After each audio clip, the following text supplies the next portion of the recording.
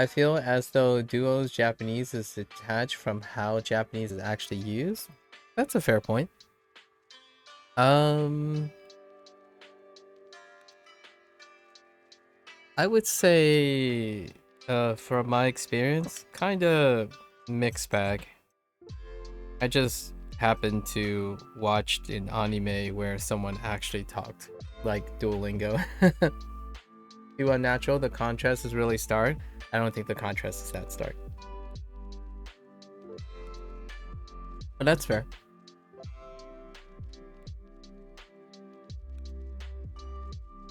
Sometimes stark contrast can be very useful, actually.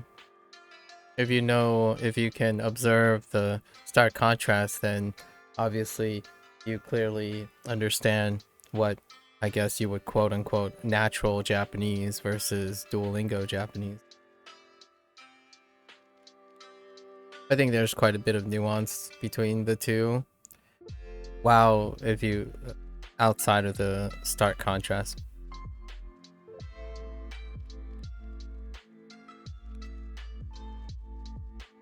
Although pragmatically speaking, it's irrelevant for me personally whether it's natural or unnatural.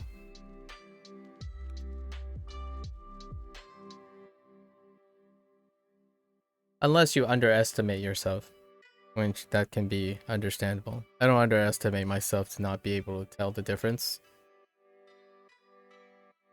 Kind of like a mental exercise. Hey, shop for electronics. この綺麗なマウスは光ります。この綺麗なマウスはwait, あります。Oh, light up. That's right. Light up. You gotta get that RGB life. Or I guess Aru GB. Let's see. This pretty mouse lights up. Light show. Karimasu. Garu. 重いですか? Omoi desu ka? Short.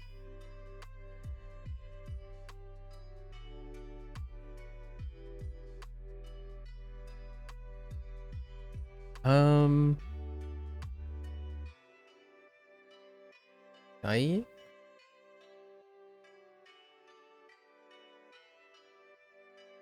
Gao?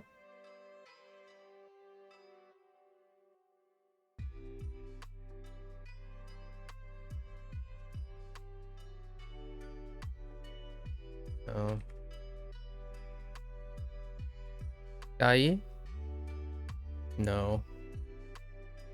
I guess we'll find it at some point. I think the thing is that even if it teaches you unnatural Japanese, if you learn Japanese, you will eventually be able to know a difference the same way we can tell the issue with English. Yeah, exactly. So whatever knowledge you have, if you decide to not apply it in any way, then yeah, certainly it can feel like a waste of time, right? So that's perfectly fine. Most of the time when I learn things, I typically want to know what is and what is not, what is there and what I don't know. So it's different from suggesting that I'm learning Duolingo thinking that I know natural Japanese. That's different. I wouldn't use that perspective. However, others may. So it's the same in the reverse order. When someone thinks they know natural Japanese and they understand what English speakers need to learn Japanese.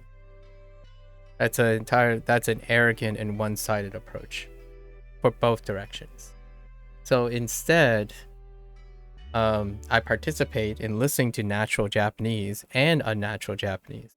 When you don't know what you don't know, then you can't possibly make advice on it. So that's kind of the idea, right? In science, when you predicate on only the things you know, that's called confirmation bias. So your world is capped by what you think is right versus what you don't know. That's the whole like Kruger-Dunning effect, right? The people who remain competent and continue to grow are the people who are constantly concerned about what they don't know and what they do know, not what they do know and what they only know is right. So I am very, very aware that Duolingo has weird Japanese or different Japanese, much that I leverage it to contrast with natural Japanese, or whatever people consider natural, which is the normalization standard, right? If there are more speakers outside, you think it's actually good to branch into natural Japanese with baby steps? First with Duo's Japanese for English speaker? That's a very reasonable step, yeah. I kind of do them simultaneously. So with all, with all the stuff aside, I actually do it simultaneously. It keeps from getting dull for me. So I listen to, like, honestly, I don't even know if I heard unnatural Japanese. And what I mean by that is I didn't go out of my way to listen to someone with unnatural Japanese, now that I think about it. That might be an interesting experiment. And what I mean by that is I didn't go around and look at other people what they sound like after they relied on one resource like Duolingo. I think for the most part, people who strive to understand language, they tend to have a mix. As in, some phrases come out unnatural, some phrases come out naturally. And inherently, that is how most natural languages occur. You will have a mix of unnatural and natural things. I don't think, for example, when I read English, most of the time, I'm not thinking to myself, this person has unnatural and natural English. But they do. In fact, the vast majority of texting online is actually unnatural English. It's specifically catered to internet English. So it's funny because what is determined to be natural or unnatural is population, in my opinion, right? What is natural English on the internet is really actually not natural English out of the internet, like outside of the internet. However, English is interesting in the sense that native speakers aren't the majority. Meanwhile, Japanese is. So it's kind of fun to think that you can specifically say that.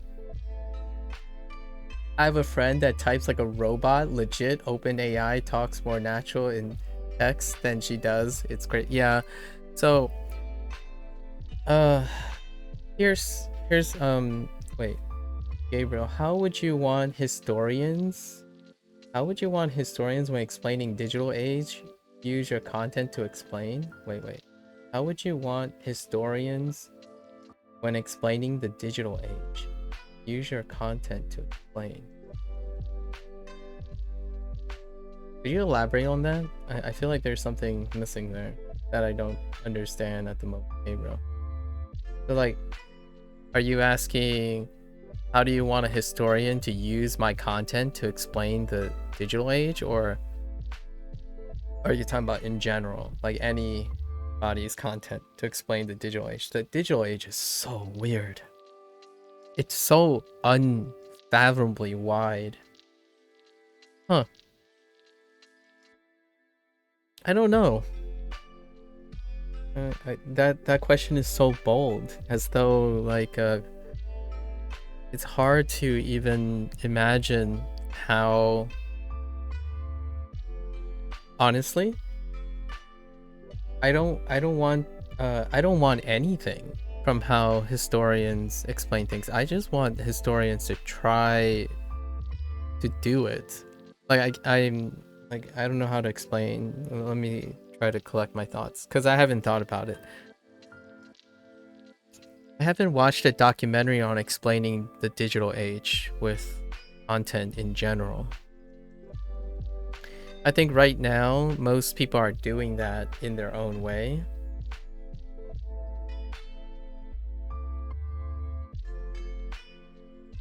I don't know. I have no idea.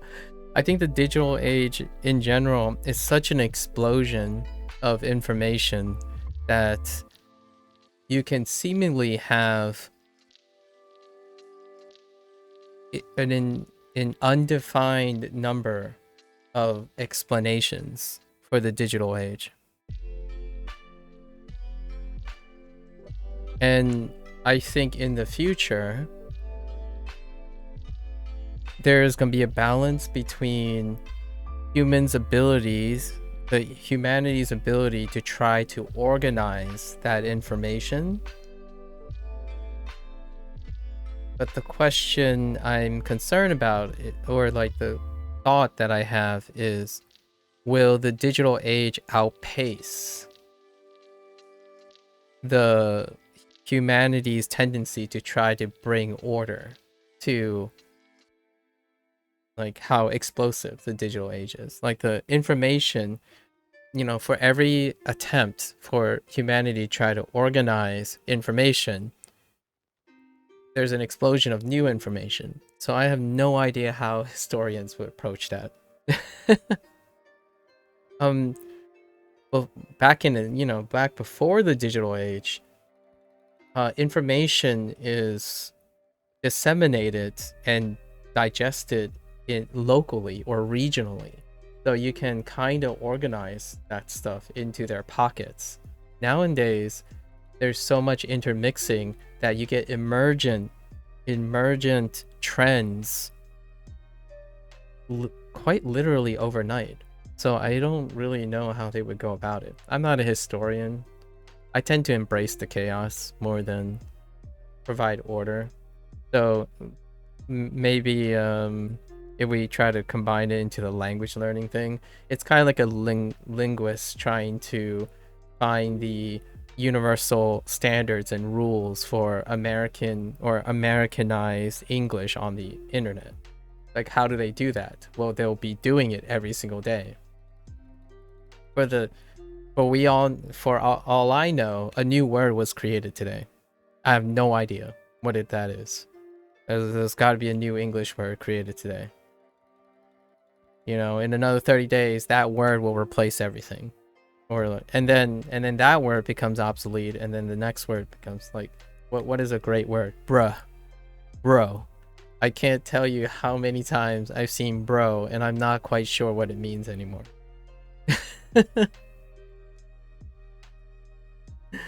I still walk out today, maybe like go to a grocery store and stuff. I don't hear bro. Cooked? Yeah, cooked. Just let me cook. I don't even know if cook means the same thing anymore. So it's weird. And I use the word weird in a omoshiroi manner, right? Not weird as in that's off-putting. It's very unique. It's weird because I haven't normalized it. Yeah.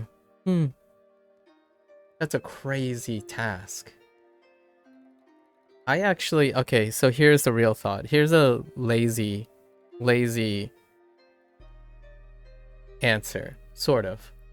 I feel that eventually categorization, pattern recognition, and high throughput analyses of information will go in the way of automation again.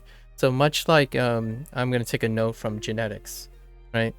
When humanity reach a threshold of information that goes beyond simple bootstrapping that's within the mechanical capacity of a human being, like outside of its creative process, we rely on automation, right? So like in genetics, there was a time when you studied a singular gene and its impact, right? So you do these like controlled experiments where it's very difficult to understand the holistic, like the bigger holistic interconnected um, factors involved in a biological process.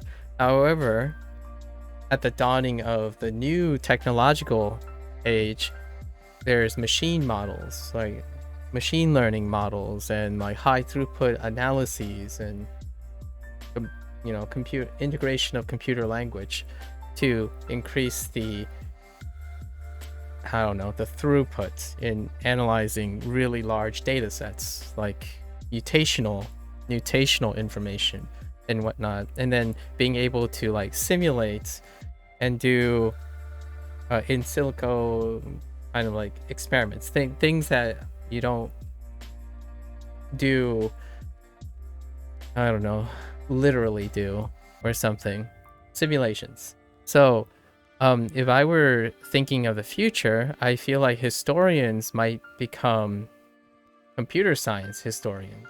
And what I mean by that is they will use aided machine learning, maybe some sort of trained model system, to allow them to keep it on pace with interpreting and finding trends and stuff in the digital age.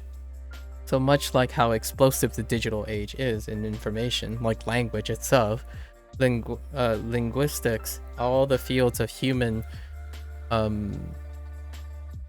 interpretation may become a bit reliant on using tools that will aid them. And the current age, just as explosive as the products that come from machine learning, I imagine that would be the future for all the other types of employment. Like, for example, from science, I would say protein chemistry or structural biology has had a ever since I was exposed to it, there has been use of machine learning models or things to like bootstrap and test rigorously without necessarily the person doing it. So instead of having hundreds of people work on a protein structure, right, like matching the crystal structure, what is observed, the input, the observed crystal structure, and then trying to orient theoretically what the protein structure is, now you have one machine, or maybe multiple machines in the future, collaborating with each other under the surveillance of a human being to, validate or affirm that information. And I think historians and linguists will probably deploy similar things to keep up with the explosive nature of the digital age. At least that's my opinion. I don't think I would be able to do a lot of the things that I was able to do even before this whole AI renaissance without like a server with incredible computational power to sort out all the data. So I literally didn't look through all the data. It would take me years just sitting down looking at the data. So maybe that's how that will work out, right? Imagine having them, 2 or 3 servers dedicated to tracking usage patterns. I'm sure Google is already doing that, if you know what I mean, to advise things. And Duolingo takes that approach too, really. Unfortunately, in a way, it's also unemotional, right? So it becomes less and less human, obviously, because it's using data, it's using hyper-objectivity. Will we see a pushback to embracing some humanistic things? I think so.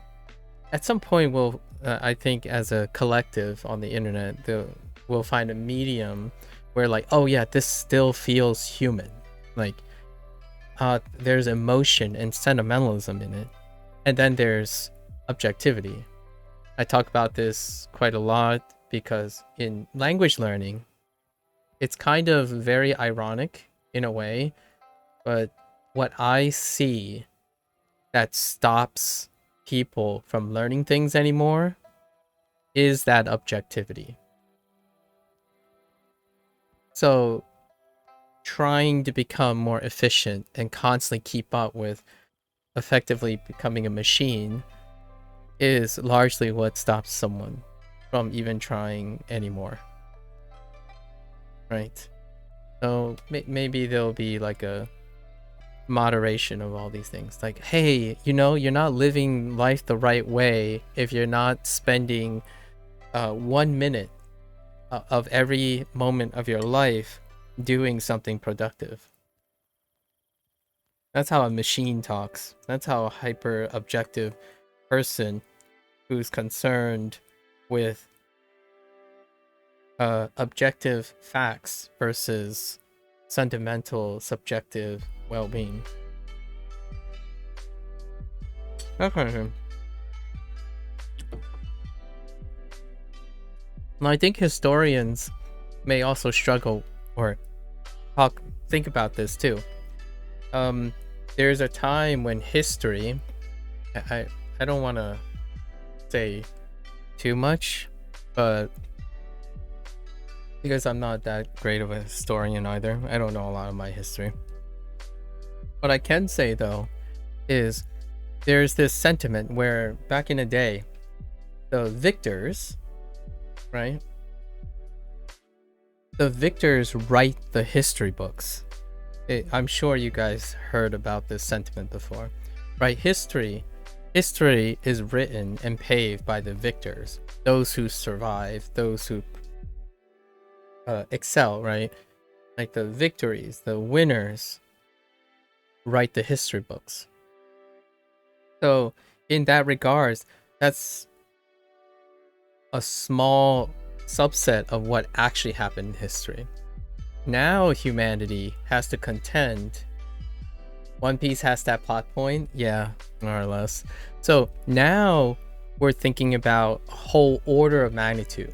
How do we record all of history, right? Now humanity is not talking about recording what is important. So it becomes less of a human issue, in my opinion. It becomes less of a humanly possible task that has meaning, but it also has become a very large mechanical problem, like an objective mechanical problem. How do you record all of history on the internet? Like, we're not talking about, oh, we don't need to okay, this meme about the cat on a keyboard is like important history, but this meme by this person who spent 5 seconds is not. So the question is, how can you keep up with all of internet history, however insignificant or not, when you impart the human value system? So I think it's a very different question now. Early history, without the capacity to do so, or like, it's obvious. You know what you know, and you know what you don't know, right? Like, for example, when someone writes a history on the American Civil War, their concern is not necessarily in my opinion, their concern is try to be as comprehensive as possible about the American Civil War. However, I would say that a historian that is writing that knows full well that they are incapable of comprehensively covering everything about the American Civil War. Fast forward to now, it's kind of feasible to record every single thing of every single moment of every single transaction, on the internet. Now you start wondering, where does it become robotic and overwhelming rather than serving human posterity? And that's kind of how I feel about language learning. When you meet someone who's incredibly passionate and mechanical, they will continue to spend so long optimizing their methodology in anticipation of trying to be comprehensive, as opposed to being human and doing the first 2 or 3 things, like, telling yourself it's good enough. And that historian question, to me, if I was a historian, I would need to set a bottom line. As in, I'm not here to record all of history, because holy heck, I wouldn't know where to start. You literally wouldn't know where to start. Where do you start? What history is important about the digital age? Yeah, is that why everyone on the internet is trying to tell you to invest in crypto and NFTs to easily get rich? Ooh, that's a little bit of a deep cut. I won't say too much about it, and I'm very cursorily aware of how at least what you're talking about is cryptocurrency. Cryptocurrency works. I think the one technological advancement of cryptocurrency is the idea of that historian approach. It's related to your whole historian approach. The public ledger, right? The blockchain.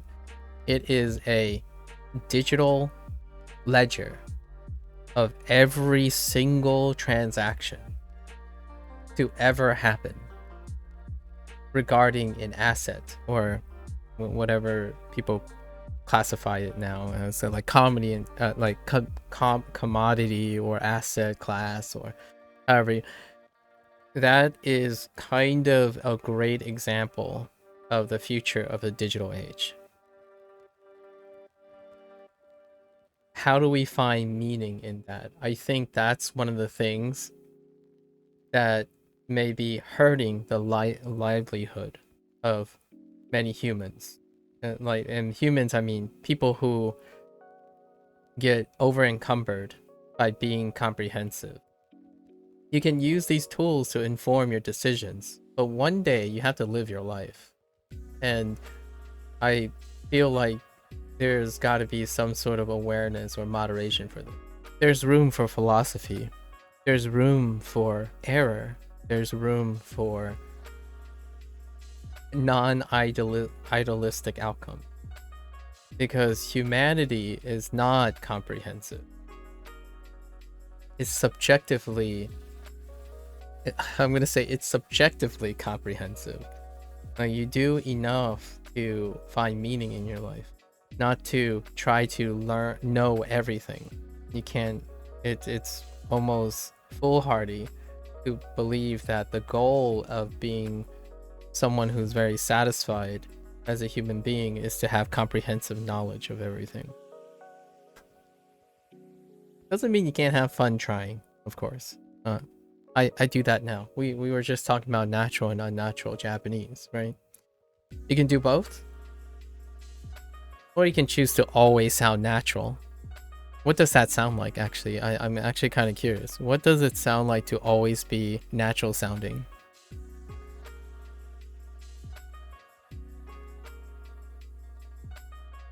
I'm an English speaker, right? Oh no, I'm doing the whole internet meme thing. I'm an English speaker. And then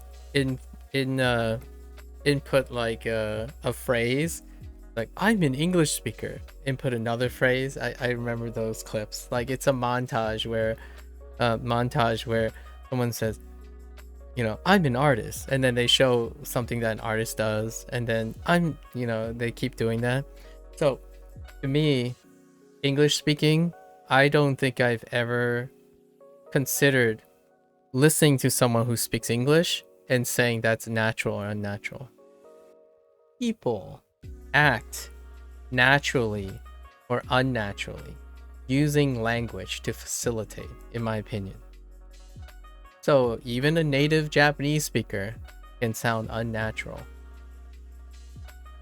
Lots of English speakers sound unnatural. So trying to strive to be a robot right? Unfallible. It's admirable. It's an incredibly admirable state of mind. However, I think realistically, that makes one arrogant and prideful, right? And you get the whole this thing, right? What and this thing, you know, the Kruger-Dunning effect, and what I'm talking about is oh man, it's so hard to write with a mouse. Holy, I don't see how Thor can keep doing this. And what I'm saying is this emotional intelligence. I think when you strive to be all of something, your ideal form, you end up being here in emotional intelligence without even knowing it. So when someone comes up to you and say, here are the top 10 things, here are the top 10 things that work for me to become a millionaire, you have become someone who basically have zero emotional intelligence because you don't practice it anymore. You know the facts. That's it. There's no emotional stigma, for one. Like, you don't have to worry about being wrong, because if you're right, you're right. Fair enough. That also means you don't understand what it is to be wrong, or not know what's right and not know what's wrong. Right? You just know it's right. So when you talk and speak, it becomes very unemotional. Go to the top 10, like go to a tier list, and you look at the tier list. Right? You look at it and tell me, what kind of human being do you see on that tier list? It's going to be very hard for you to determine. It's a tier list. Right? Top 5 hot takes on how to do this. There's no longer a human behind it. It's a list of priorities that you do it, right? If you want, and then you can discover how you feel about it. But these things take a lot of time, and I think automation speeds it up so much that it's no longer filling anymore. If you become super fluent in Japanese really fast, how would you use it? Right? I don't know. I don't think I would use Japanese any different if I became fluent or not fluent. You make do. What's a good question? あのグレーのスピーカーもワイヤレスです。The historian question. Is it important to know that people are using cook? Different. In the moment, it's important, at least to me, because I have 2 or 3 people that I speak to very regularly that use the phrase, let them cook, right? Let them cook. I'm curious if any ESL person's like, oh yeah, right now I need to learn what that means. Let them cook. Right? It would be unnatural for someone to say let them work.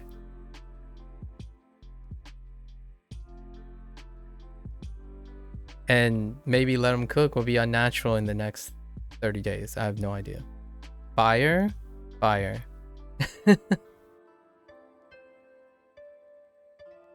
How could you sound unnatural with fire? Wow, that is fire. Nope, unnatural.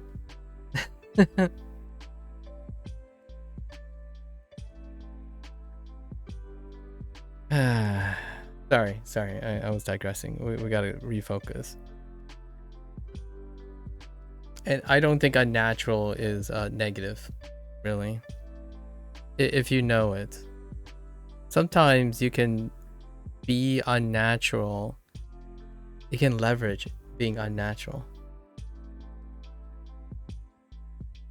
Which, by the way, when you're reading like grade readers, instead of doing Duolingo, it's pretty obvious. It's incredibly obvious that we're talking about two different things here.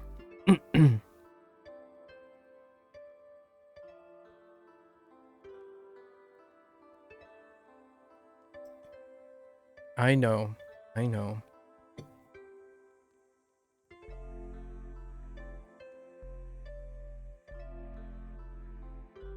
One thing I'm curious about, though, is here's one thing I have been thinking about for some time right now. So, the people that believe that they have their ideal way of learning language, right? Learning Japanese. Let's just say their ideal way of learning Japanese. They often present themselves like this is the best way or better ways to do something, like to learn Japanese. Yet it's interesting that these individuals tend to dismiss. They tend to dismiss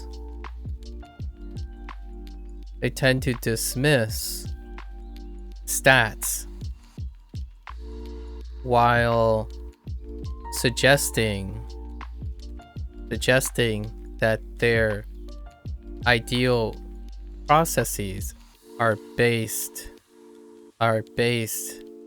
on stats or like some sort of metric, right? So it's a little bit, I have a hard time understanding how one, at some points, how one is unable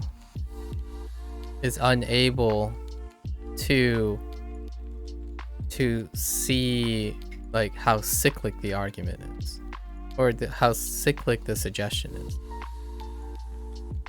So for example, one argument would be, oh, this is better because lots of people use it, right? Lots of experts use it.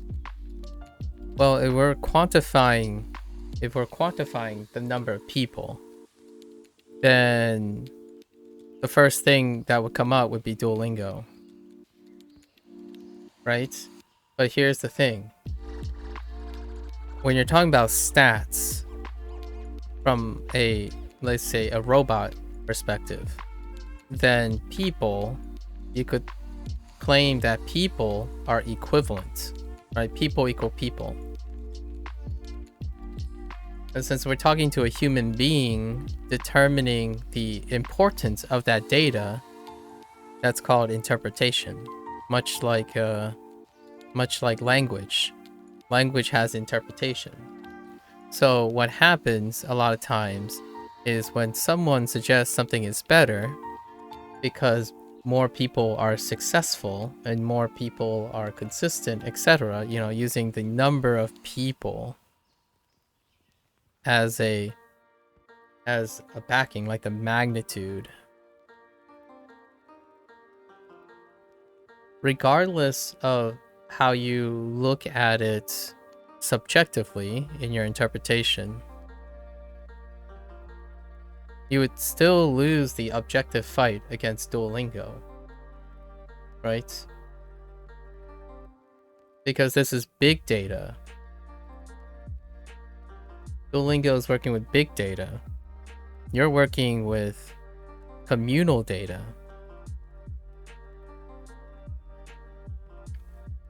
Much like history. The victor is communal history. What the victors want to see. And it's still an accounting. It's still an accounting of some history. And then when we're talking about the digital age, we're talking about the big data. And there is a lot of noise, or there is a lot of there are different obstacles to interpreting big data versus communal data. So when someone says Anki is the best,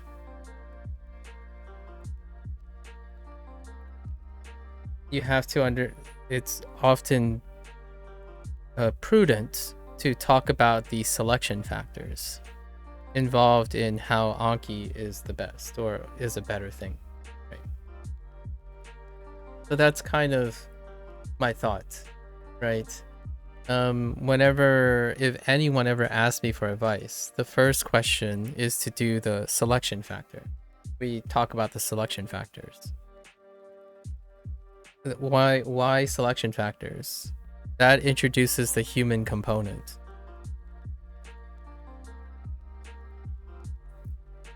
Right? The person you're talking to is a human being.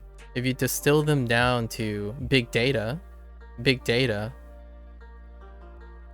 well, you need that big data.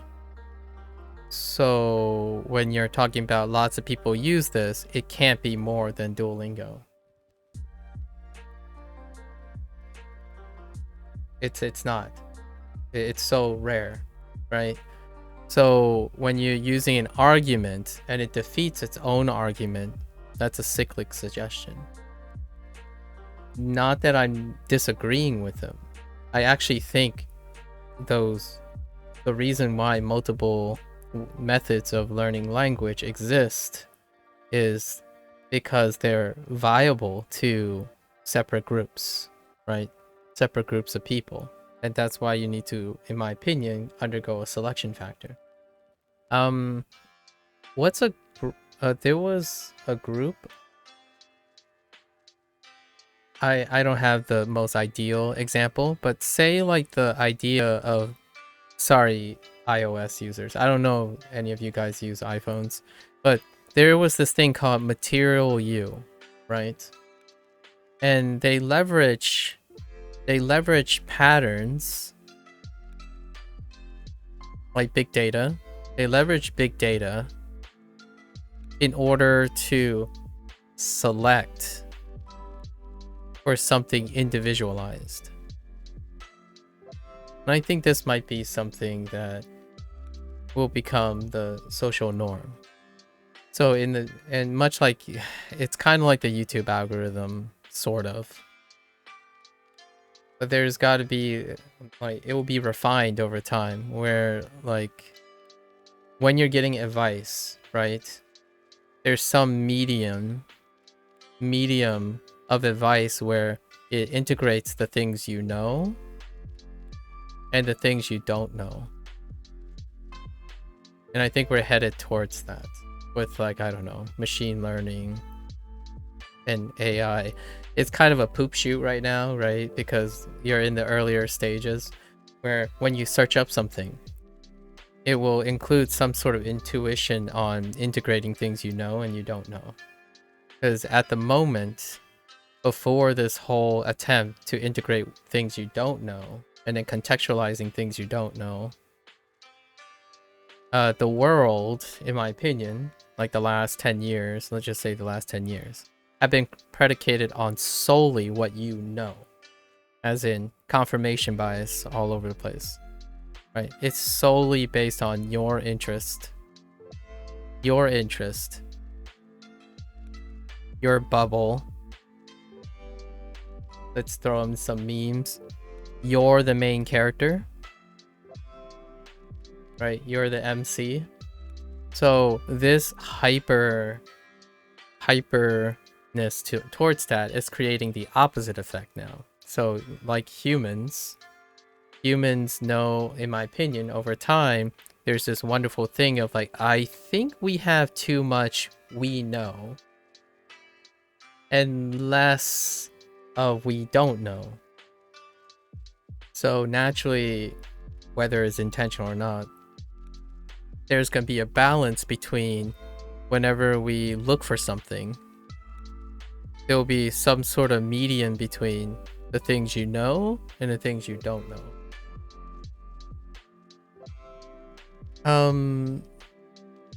This is the scariest thing when I worked in science. It is like it is the scariest thing ever. The things we don't know. And that's kind of why, in my opinion, working in science constantly pushes you to knowing things. But not in the sense of resting on what you know, resting on it, like being complacent about what you know. It's the constant fear of what you don't know.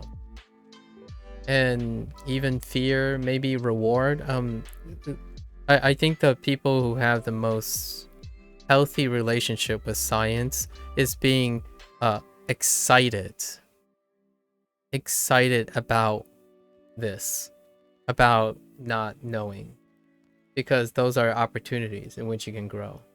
So I am excited, for example, I'm excited each evening to listen to natural Japanese, right? Whatever that means. I click on a video and they say they're natural Japanese speakers, so I take it for what it's worth and I take in more information, right? There's more input. I get on Duolingo and most people say this is unnatural Japanese, but I'm still excited about the unnatural Japanese that I don't know, right? So it's not the concern of what you know is right. It's the concern of knowing, combating what you don't know. The current state of the internet is to reinforce and pander to your ego. And that's not a good or a bad thing. Ego creates like confidence, you know, it can create confidence, passion, specialization, but it as a trade-off, it creates groupthink, right? Groupthink, echo chamber. So for example, if we were to take this example of language learning, this is going to be a video where we're going to spend some time with this. This is going to be another video, I suppose. What was it procked off on? The historian question?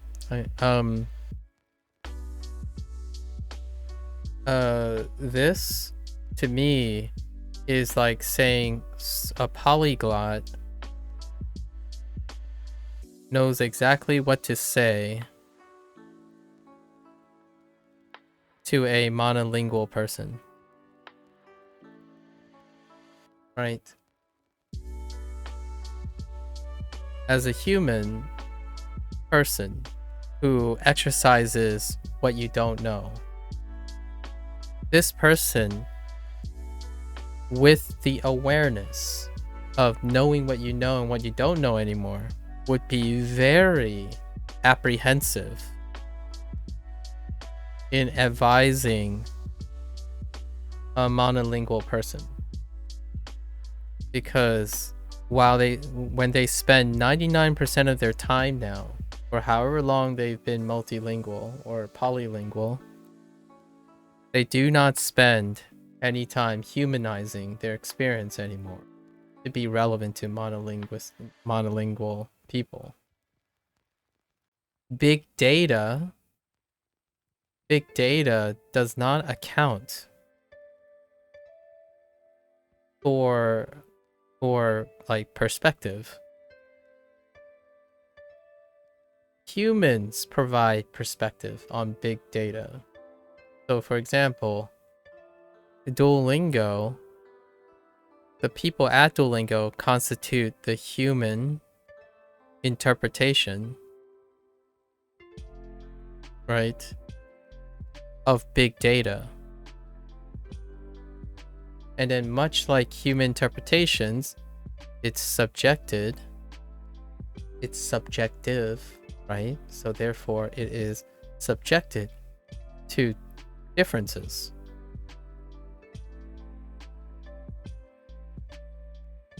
And the differences are typically ruled by a significant body of people.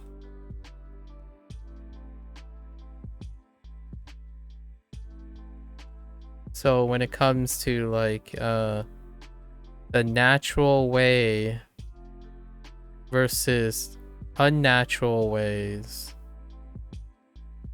of Japanese, I think if I was a natural Japanese speaker, right, and I want to teach natural Japanese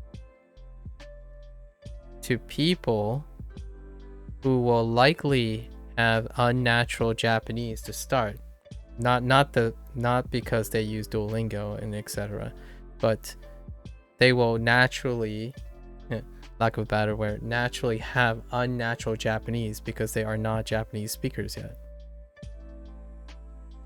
It would be prudent for these teachers to understand the aspects that make other people. Hello there, Cozy. I'm sorry. I'm sorry I didn't say hi earlier. Aspects of what makes Japanese unnatural to them, right? And that kind of works. However, it works by pointing out. I think a lot of times pointing out things is like data. So a natural Japanese speaker may say things like, oh, don't do that. That's it. Like, oh, don't do that. Just don't do it. That's it. They're pointing out the data. Like, oh, this is unnatural. Just don't do it. Right? Or they would say something like, okay, well, here's how not to do it. And it would be the natural way of knowing how not to do it. Well, these people are unnatural Japanese speakers, right? So your natural way of just not doing it doesn't really help someone who isn't natural to begin with, right? So the idea here is, meanwhile, while someone is maintaining their status, I'm not saying it's everyone. I'm saying I'm strongly suggesting this is the norm, as in more people do this than the others. Like, for example, when you say, how do you learn Japanese very well? Well, you move to Japan, immerse, profit. Okay, that's fair. Sure. Now, the person who's offering this advice, right? Did they spend time in an English or whatever their native language and see what it's like for people learning Japanese in their native language? I'm gonna say no, actually, most of the time. So they offer advice based on what they know, not based on what they don't know.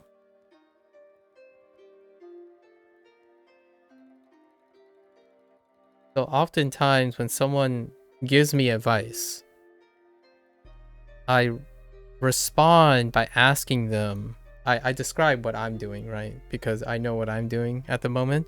I ask them, so do you know another language? Like, are you doing this? Are you doing this? And how and why are you doing this? Because if I know how and why, I can have an idea. I can form an idea of whether they know what they don't and what they do know. Most of the time, it stops immediately because the advice that they're providing tells me they don't even know what I am doing.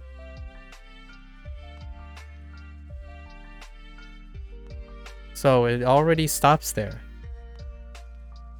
It's the same as having an expert.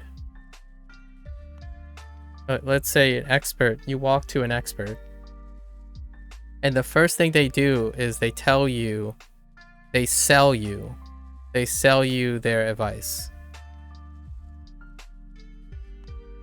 Right? And the person didn't even ask yet. Right? So this type of expert, I'm going to put in quotes.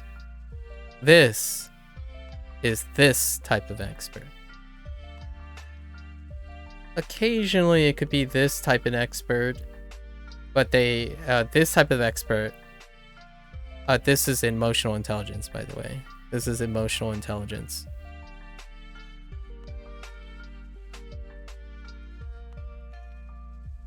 So you either are a real expert, sure, you're a real expert, quote unquote real expert, or you're a arrogant, quote unquote fake expert. Either way, you are lacking emotional intelligence because you begin to sell advice before you even know who you're talking to. You either think you're very important,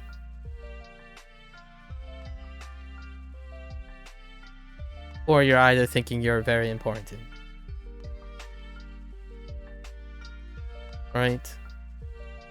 And this chart looks very suspiciously like that chart that's used to identify Kruger-Dunning effect, right? This is the medium where you know something about the person you're talking to and you don't know about things. So you ask, right?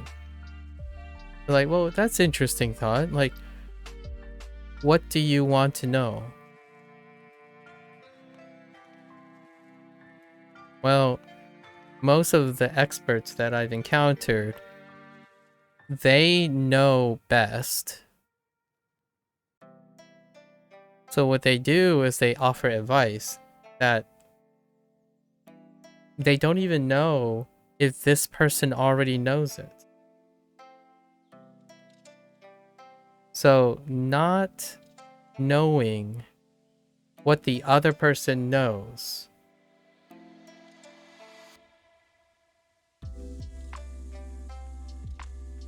is still not knowing.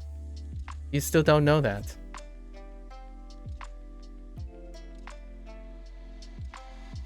All the data in the world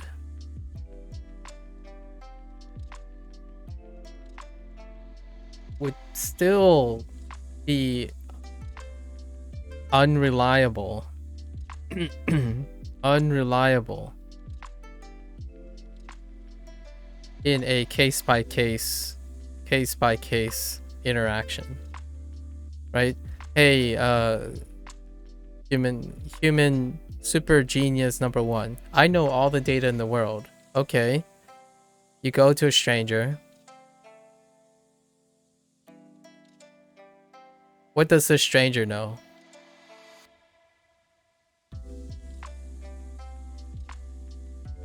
I mean, if you're telepathic, sure. I guess if, in the ideal situation, this human is telepathic, then they actually know what that human knows.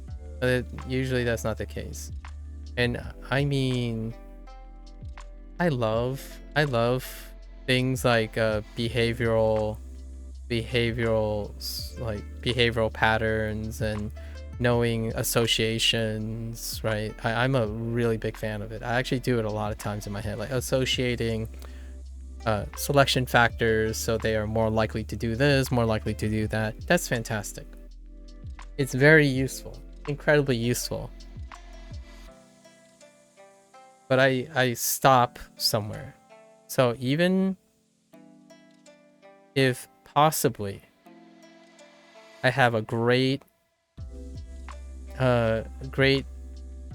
knowledge of data that would suggest the associations for this person, like this person is likely to encounter these problems, maybe they'll likely require these things, the door stops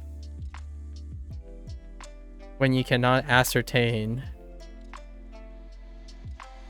what, why, how of the person,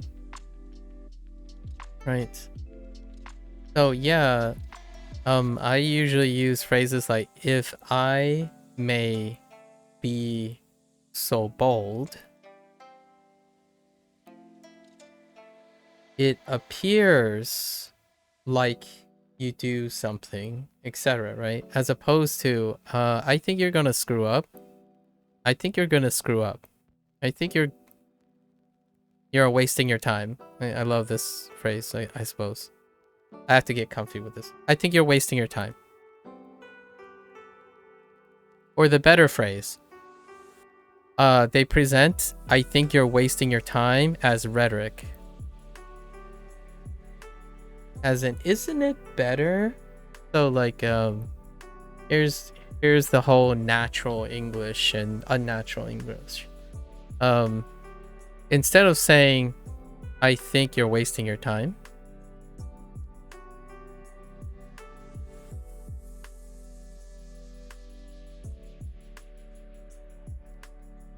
right? And, you know, they try to be more polite. So how do you increase politeness? Well, it's certainly not, in my opinion, presenting as rhetoric. So what does that look like? Isn't it better to, I don't know, immerse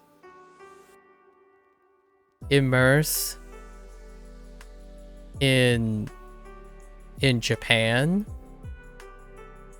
then and then insert literally what you're doing, right? Literally what you're doing. Well, that actually goes down in politeness. That's like legitimately pushing yourself onto the person, rather than, instead of using like an open-ended question, like, or sharing your thoughts. I have great experiences. I have great experiences with immersion.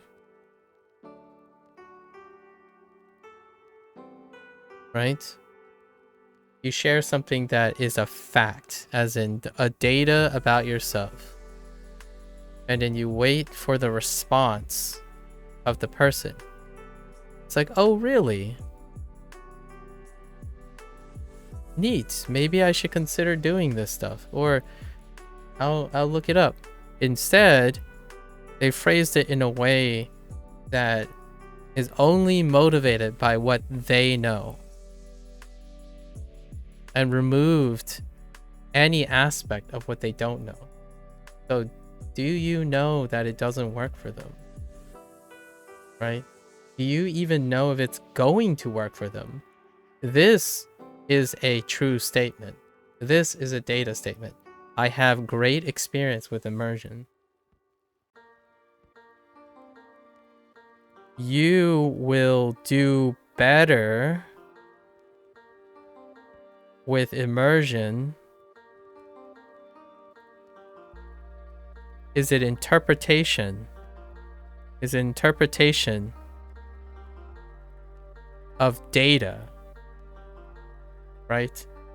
You may likely do better with immersion. That's what, like going all the way back to like historians about explaining. Let's just tie it up because I do want to finish reviewing. So going back to like the historian question that prompted all of this. Historians have to record things, right? And they are recording data.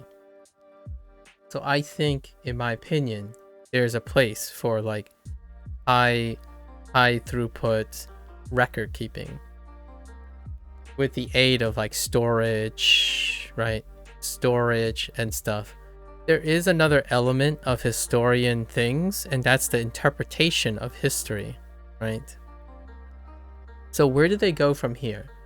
A lot of times I feel historians have the capacity to interpret the significance of history. And that's kind of the whole like the victors write the history books. They write what is significant to them at some point. However, with the advent of the digital age,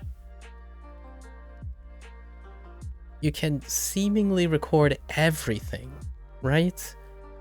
It used to be photographs, but now it's like what I'm doing now. Like 8 hours of my life is literally recorded.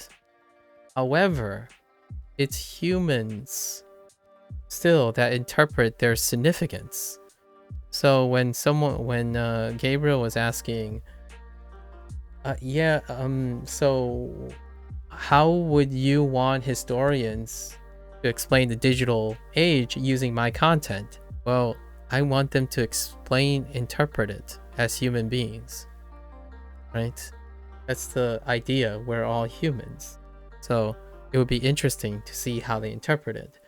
Do I expect any form of interpretation? I will give you my spiel literally in the videos, and then everything else is the generosity of other human beings. So if my comment makes someone angry, that is their interpretation, and that is the human aspect, right? The part that is not robotic. It is also the part that is not data. It's not data. It's not facts. And the internet in its current state, because of the nature of high throughput storage, interpretations, in my opinion, are being passed off as facts. Science operates on quote unquote the best current explainer, like interpretation of data. It is not immutable. It is also not facts. Interpretations are based on facts. I feel like somewhere along the line, the internet has become it's great. It's a feedback. It's a feed forward loop, right? Like it's a positive feed forward loop for the longest time. It's no longer that though. I don't think this is the case anymore. It's reaching a critical mass. So when you have a piece of data, right? That data gets interpreted, right? Interpreted, right? That interpretation becomes the new data. And that gets interpreted again.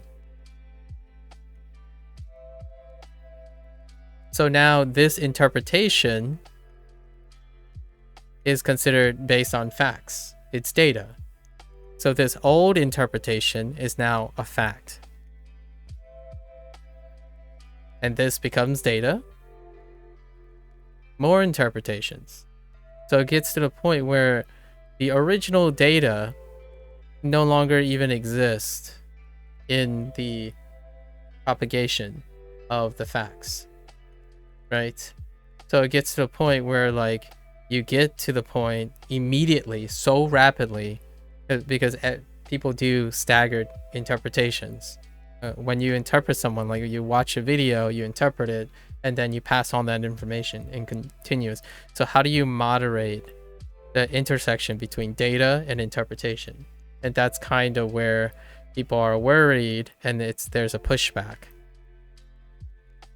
What is this? This is confirmation bias, like the nightmare, in my opinion. This is one of the biggest nightmares, in my opinion, of confirmation bias. And it's negative now. It's kind of negative now. However, it is what made the internet possible, right? Internet was, in my opinion, was possible because of this boon. You got data. Oh yeah, let's produce more data. And then everyone continues to interpret it, and then they continue to use it. And then there's an explosion of information, info, like adaptations, like AI, machine learning, databases, etc. Right? That's awesome. And this, in my opinion, is part of the human condition. When something works, it continues to work until it falls off the rails. And then there's pushback. What does this look like? Well, it kind of looks like a startup, doesn't it? A startup looks like this. Hey, oh my gosh, this thing works so much. Let's go. Expand. Until you can't. Until it falls off the rails.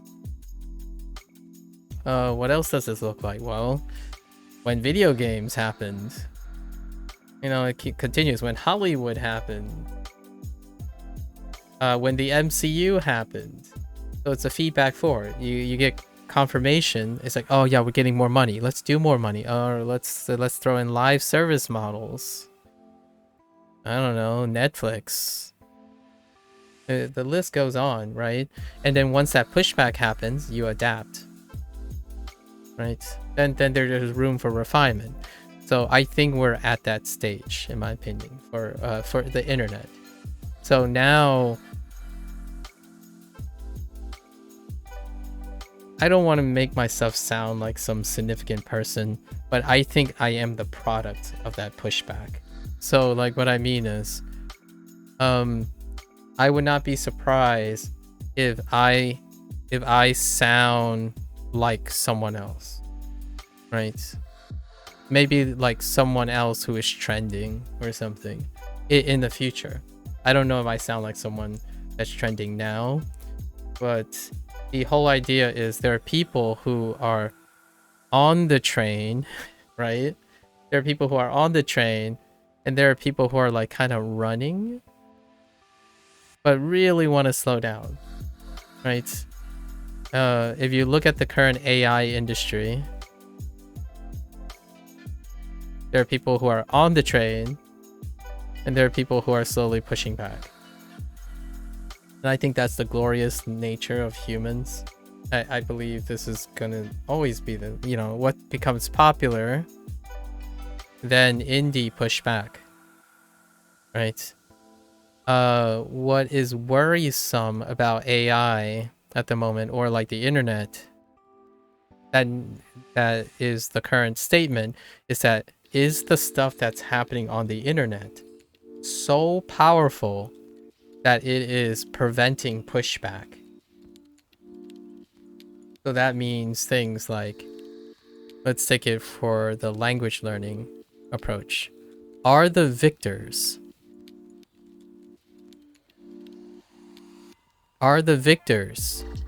squelching competitors? Right? for language learning. For example, I ask myself this all the time because I use Duolingo, right? So I ask myself, is Duolingo saying not to use Anki? Is it saying not to use LingQ? Well, the answer is no, actually. But that happens, it's a double standard, because if you tack on, well, Duolingo is popular, they don't have to do this. And that's the justification a lot of times for humans, in my opinion, to use data as a shield to attack something that's popular. Not to use data to strengthen their position. Here's an example. It's a literal example. So I asked a person after they made the rhetoric, right? Here, I'll tie in for a little story. The rhetoric was, man, 8 hours of duo sounds psychopathic. Okay.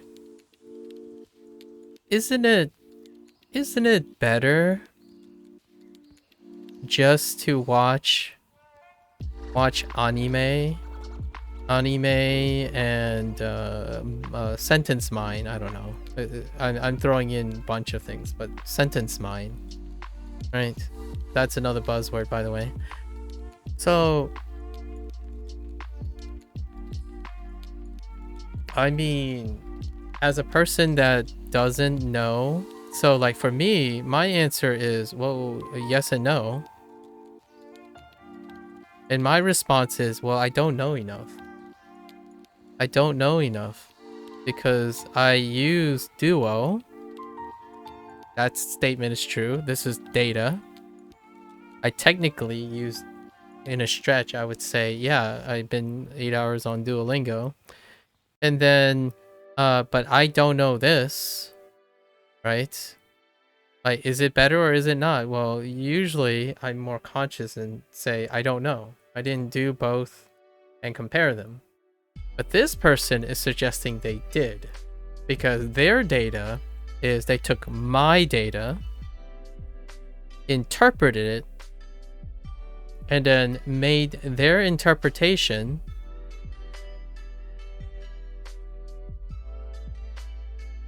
factual. Now here's where it gets a little hairy, right? I talk about, oh yeah, I watch anime too, actually.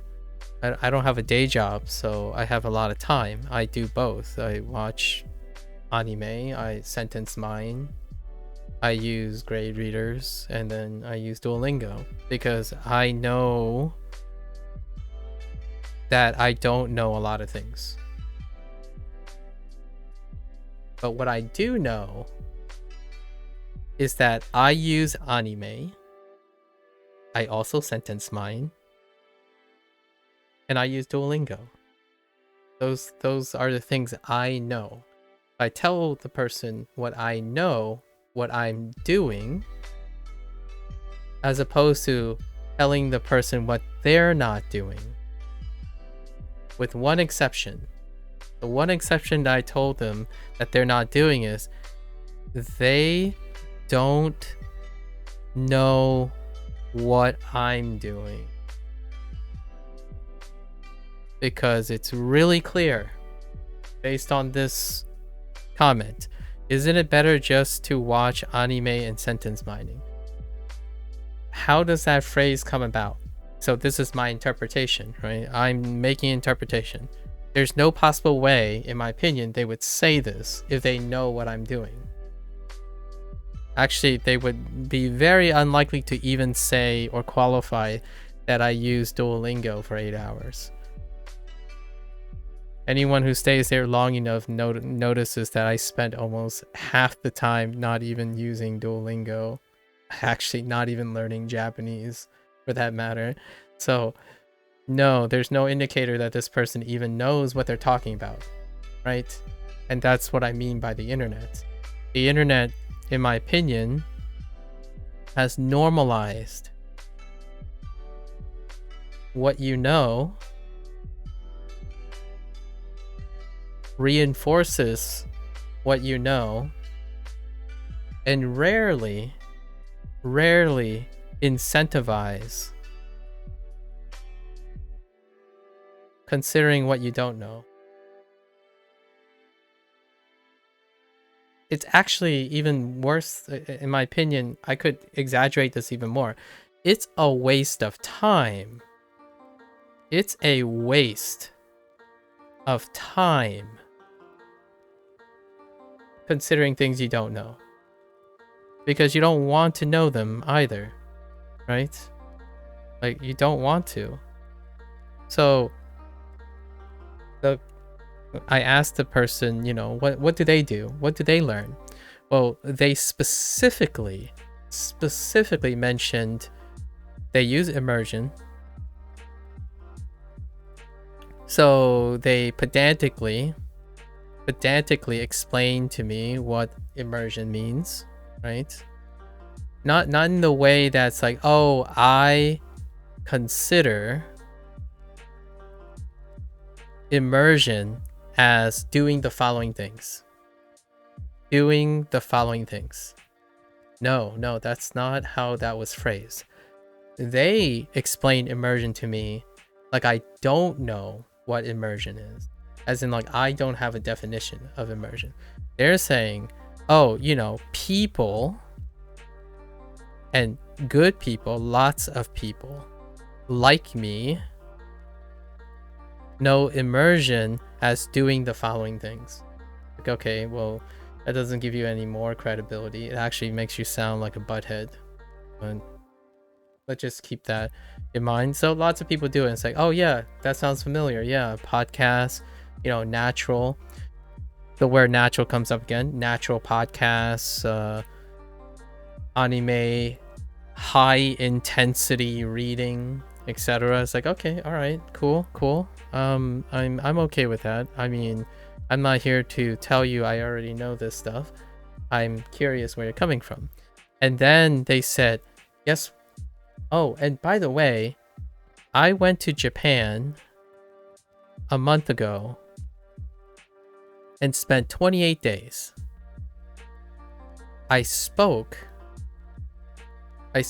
Japanese every single day, even though, and these are the actual words, I did absolutely zero output before then.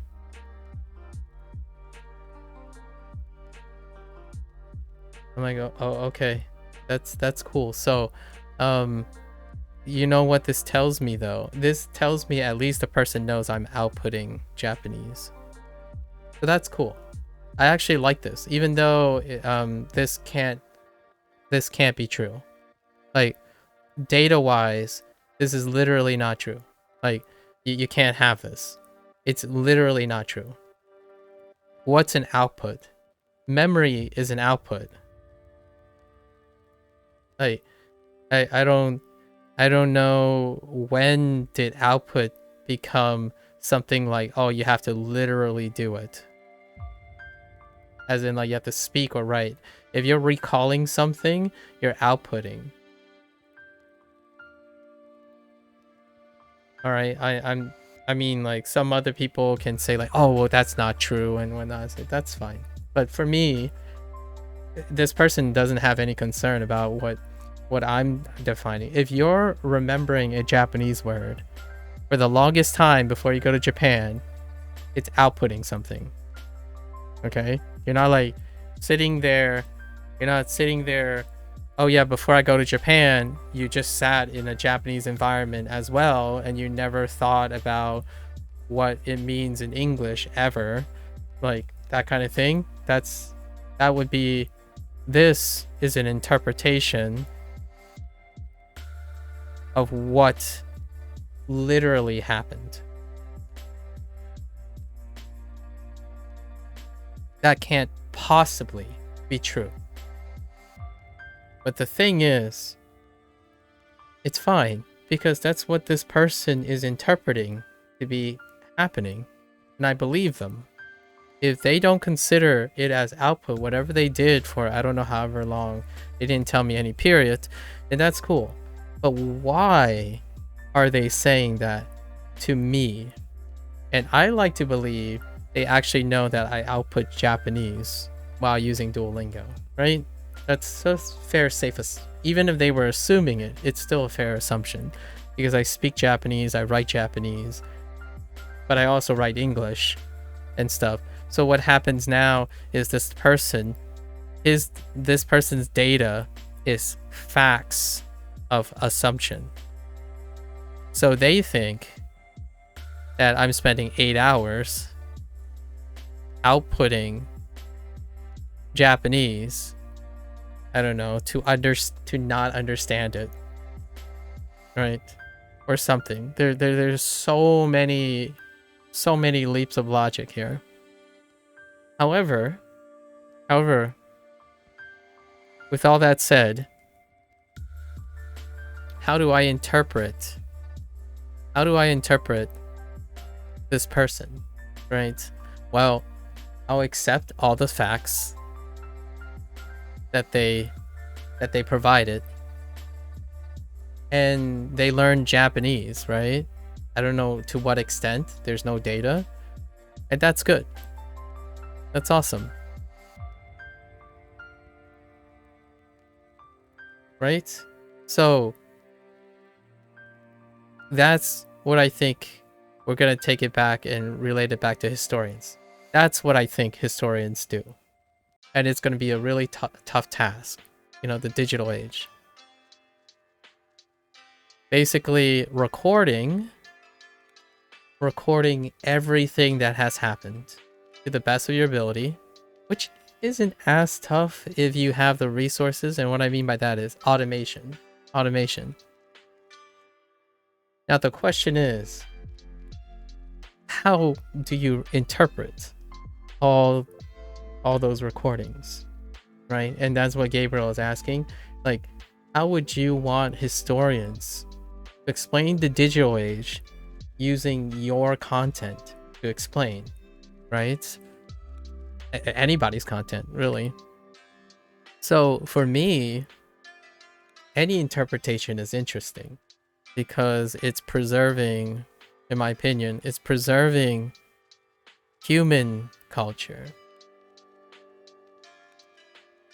This is what it's like to use Duolingo, record things using Duolingo, and talk to people who don't use Duolingo, as well as people who use Duolingo. So those are the facts. How to interpret it, I would love to hear like how people reconcile these things.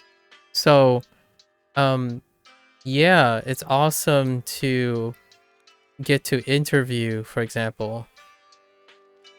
So like if I interview someone's role model, basically, I don't know, insert famous expert. I'm gonna say expert, or your favorite influencer. Where do I go from there? Well, I would love to ask these people, how do you address what I encounter, right? What I encounter. Rather than assume and speak for these experts. So for example, what do I mean by speaking for these experts? I don't want someone to say that I said this. I want someone to say what they think it means to them. So, for example, their generosity is to provide some semblance of interpretation. That tells me that they care enough to spend time thinking about what I'm saying, not using my words to misrepresent or to represent accurately. It could be accurate, it could be misaccurate. The dangers here is you won't know until you actually speak to the person, right? Hey, AppTube. Oh, you too. Is that you? Oh, I thought at first it was an anagram. Hello there. So here I would say I would go to an expert. I don't know, pick like Crashin, right? Crashin. Someone was really adamant on that person. I would encounter them and say, so how would you navigate something that you don't experience yet? Like, how would you go about that theoretically from that person?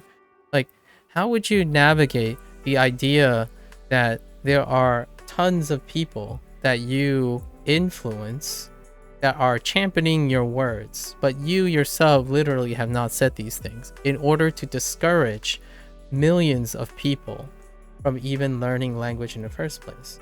And even if I can't say that, I wouldn't say that, that's a little confident. How would you help someone like me? For example, what would you say to someone like me who actually encounter negativity using your words? Right? Then what, in my opinion, what is interesting about that is I get to see and hear how that person counter argues against themselves, because they themselves don't know that their words are being used against me. The facts is people are using their words against me specifically. I don't speak for other people. I don't speak for other experts. I don't pass on their knowledge, the interpretation of their knowledge as facts. You are not the person who made those facts. You are interpreting those facts. So when you go around willy-nilly using jargon without the understanding that it's your interpretation, then that's different. Like, some people say, like, what is the difference between saying I think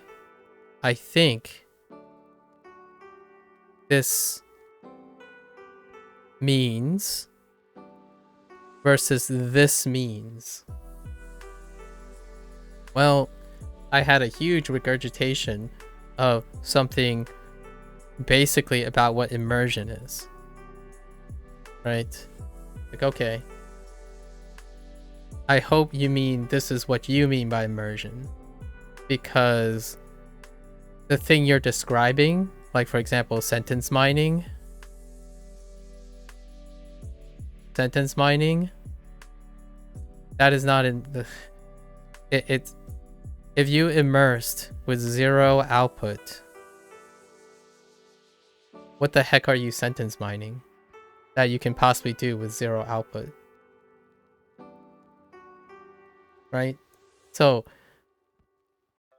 if I was being incredibly fair,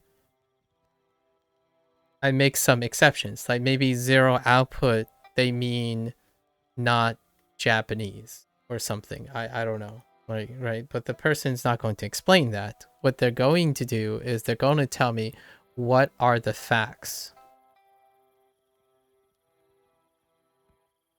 But the problem with what are the facts are these are very not factual. Right? So what does that do to the person's credibility? I am guilty of dropping lots of jargon. I've done this quite a lot, actually. I've been challenged a bunch of times on dropping jargon. But however, the difference is I have always stipulated that this is my interpretation. And if it's confusing, please ask for clarification. Because most of the time, the vast majority of the things you learn, online are historic interpretations.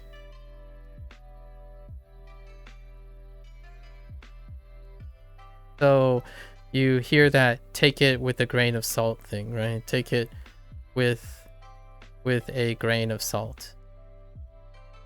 Well, I'm a very salty kind of guy.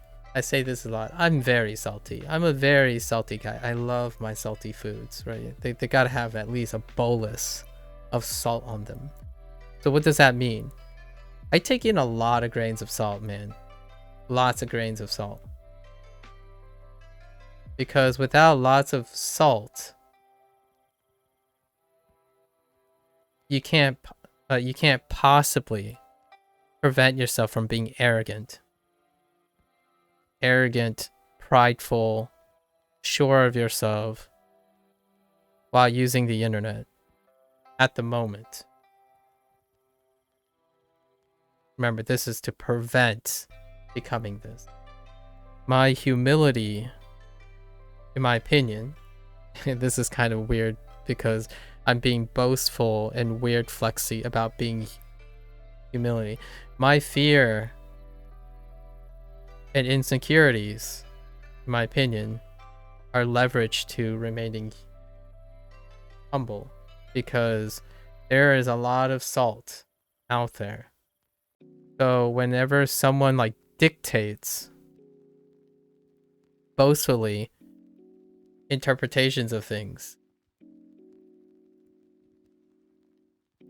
I tend to do things like, well, respectfully, it's great that it works for you. It's great that it works for you. Right? And it's all I can really say. Like, what else can you say, right? Respectfully, it's great that works. Is it relevant to me? Well, the answer is no. It's probably not relevant to me. Because that person clearly doesn't know what they don't know, right? Happens a lot. So, historians, it'll be interesting what they do in the digital age. Like, for example, privacy stuff comes into play, tracking, right? And we kind of use a personal historian. We have personalized historians all the time. What's a personalized historian for me? It's YouTube. If you guys want to know pretty much exactly everything I've ever done on Duolingo, you can see it if you want. I don't know why you'd be interested in that. Or you can, wait for the review. And then, of course, the first thing I say about the review is it's non-comprehensive. Right? Non-comprehensive. And it's an interpretation. Because I'm interpreting my progress. I'm interpreting things that are important to mention. If you really wanted to be a true historian, the idealist, where like, oh, I know everything, you have to watch all of the YouTube video. That's non-human. Right? So, to leave it with like a wrap-up message that I want to make about this is, I think it is a bit weird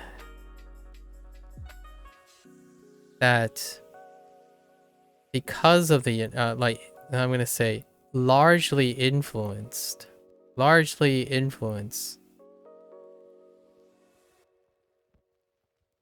the internet, right? This is largely influenced by the internet.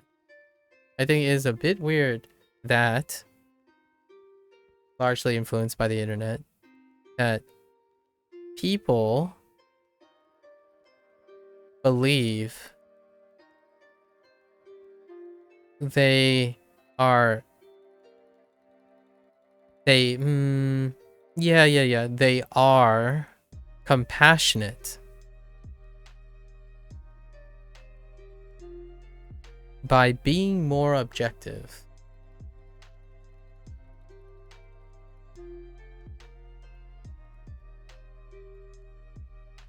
Like, step back and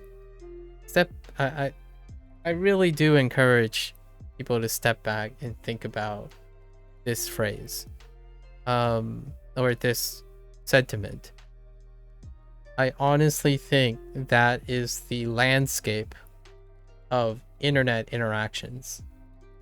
Go to your favorite YouTube clip, look at the comments, look at the top comments. Go to your YouTube clip, look at the top comments. That generally, the vast majority of feedback is people believe they are being compassionate because they are concerned about being objective or more objective. Like, oh guys, did you know that there's a better way to do this?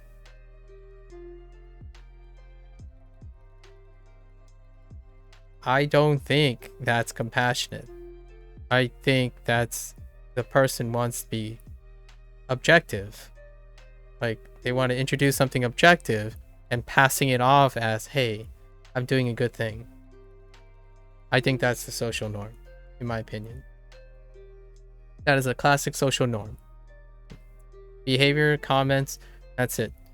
As opposed to what would be more compassionate? Like, let's contrast what compassionate looks like. Maybe before the digital age or something. It's like, hey, I love this drink. You want to try it with me?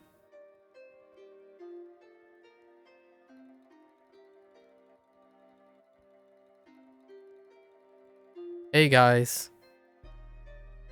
Hey guys. I did the following.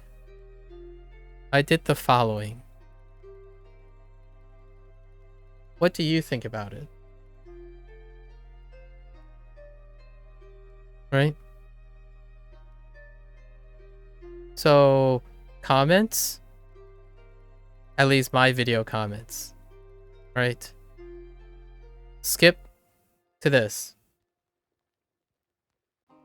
Nope. Like, do you know what I did? No, you don't. Do you know what to think about it? Absolutely. Yeah. People know exactly what to think about based on 0 facts. Okay, it's not 0. We'll put 0 in quotes. What they use is they use interpretations of the facts they have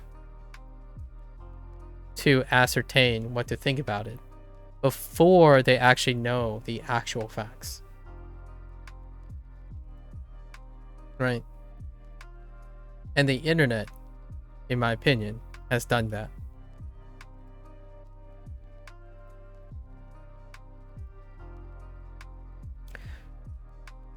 Knowing is fantastic, but predicting is a whole different story. And telepathy. So telepathy and predicting are two skills that the internet could help you with, for sure. Subject to variation, right? I don't want to make my sound extraordinary or exceptional, but the one thing that I can tell you is these are my experiences. These are my experiences, as in they already happened. They already happened. I'm not making any predictions. I'm talking about the vast majority of my experiences. Legitimately is people who predict, think they can read minds based on interpretations of facts that they didn't even literally observe in the thing they're critiquing. Right? Did I struggle? Well, I would love to hear someone interpret and cite a situation in which I was struggling. Then I would be listening, right? Oh yeah, Maku, you messed up. You messed up like anything with O. You messed up with this diphthong all the time. Or like, here are examples. It's like, yeah, that's a great example. Like, you're right. Huh. What do you think I should do about it? No, it's instead, hey, most people do this. So make sure you don't.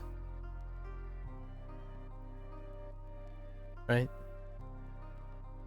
Or like I love that's how I mentioned the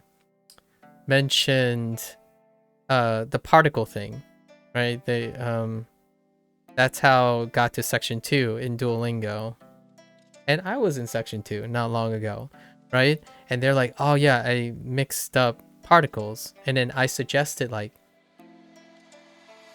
is it like the Motown thing?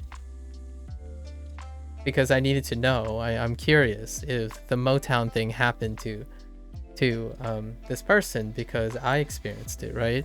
So sure enough, we could relate on that. I didn't say it is the Motown thing. I said I struggled with Mo, and me and a few other people like Indy made a joke about it, and we called it Motown. And sure enough, they could relate because I'm not saying what they did do. There's a chance. It was a high chance, right? And I said it because I think it is that. Right? It's different than saying it will happen. Right? That's kind of the idea. So the question is, historians, right? Who won? It is really funny that it did happen.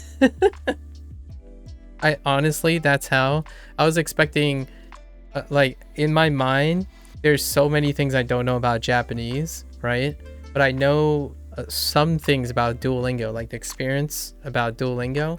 At the same time, I don't watch enough people who use Duolingo to learn Japanese to even know that I didn't have enough data to even think that this happens to a lot of people. It's so funny when these things do happen though, like the coincidences, right? And that's kind of the fun part. When you start thinking you know everything, in my opinion, here's a little like a dual edge thing. When you start thinking you know everything, this goes back to the whole science thing. If you start thinking you know everything, doesn't it get a little boring? Oh, we're talking about philosophy now. We're talking about philosophy. And then how it intersects with psychology. So for me, science has taught me that knowing what you don't know can be positive. Like it's not just a source of negativity or fear, which it is, by the way, but it can be both. Knowing what you don't know is an opportunity to discover new things, and it's endless. This is endless, right? Yeah, because if you know everything, you can't learn anything. Oh yeah, true. Yeah, if you know everything, you can't learn anything.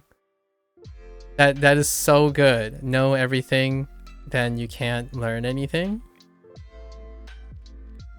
And here's the thing, right?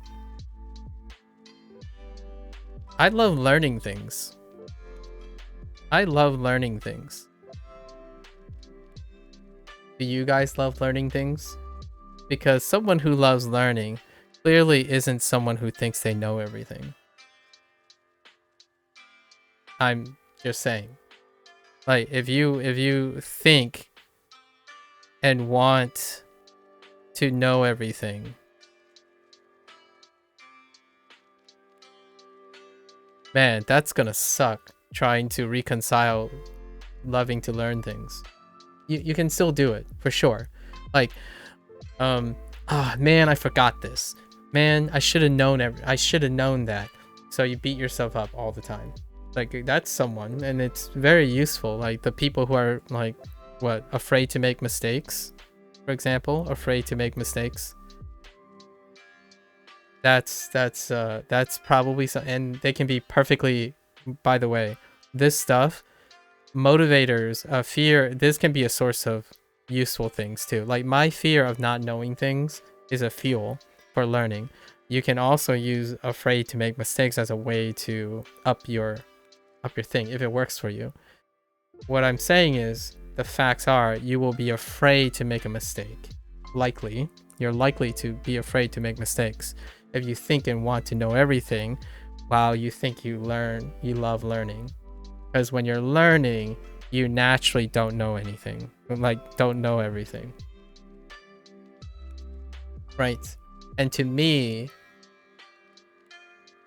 when you think you know everything,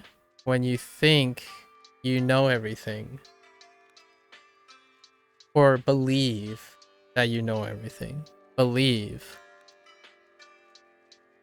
I know thinking might be also believing, but there's kind of a difference. Believe you know everything, or you stop learning. When you stop learning, hey, you stop caring about learning, right? You don't need to learn anything if you know everything. You stop learning, then you stop caring about it. Well, when you stop caring about it, if you stop caring about learning, how could you possibly care about a learner? Like another learner, right? If you already know Japanese, how do you care about someone who's still learning Japanese? It's a great question.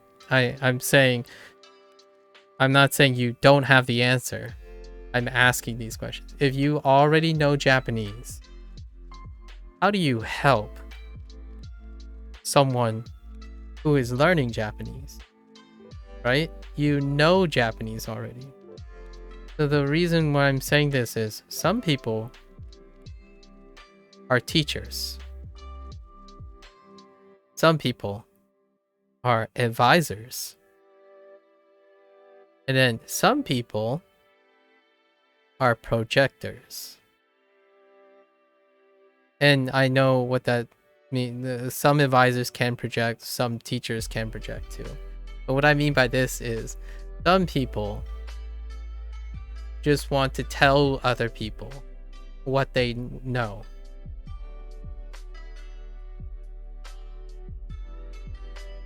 Advisors and teachers, there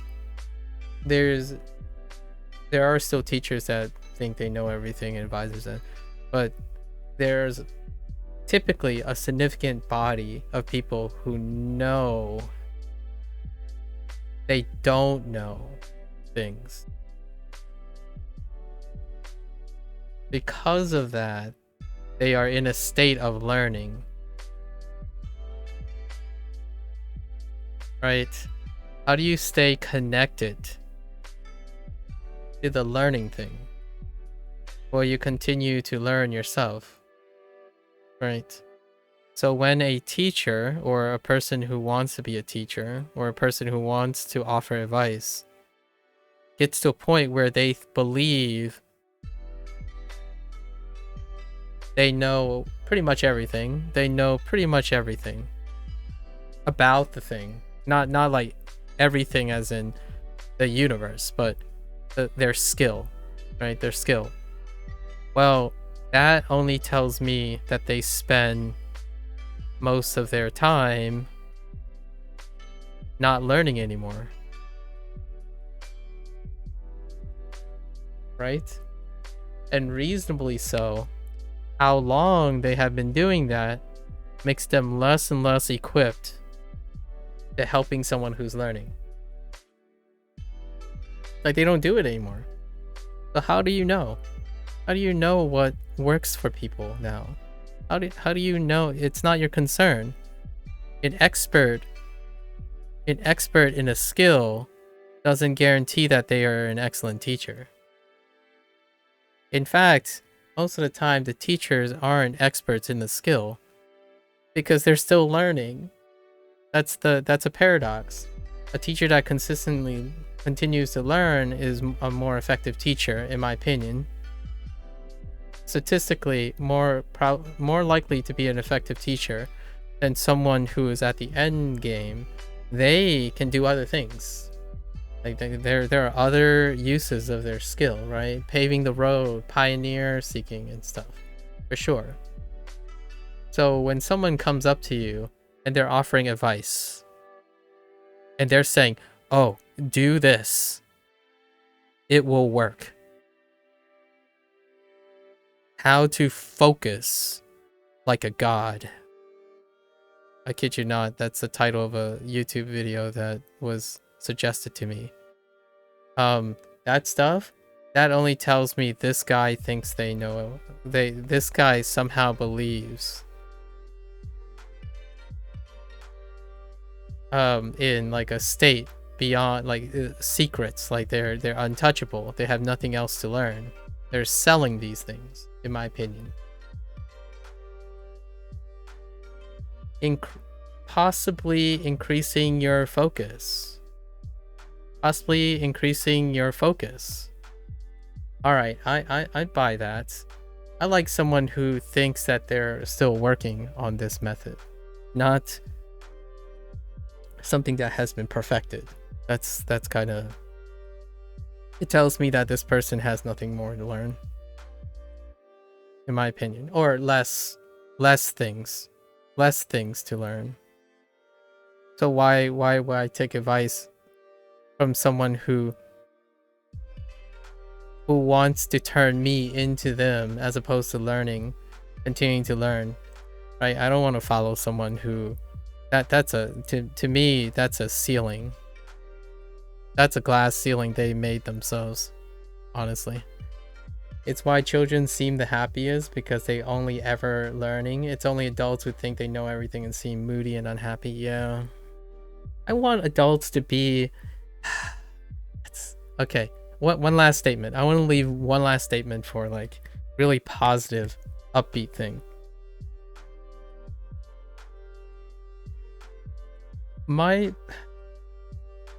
This is not a pressure. I don't want to make it sound like I'm playing favorites, but I'm kind of playing favorites.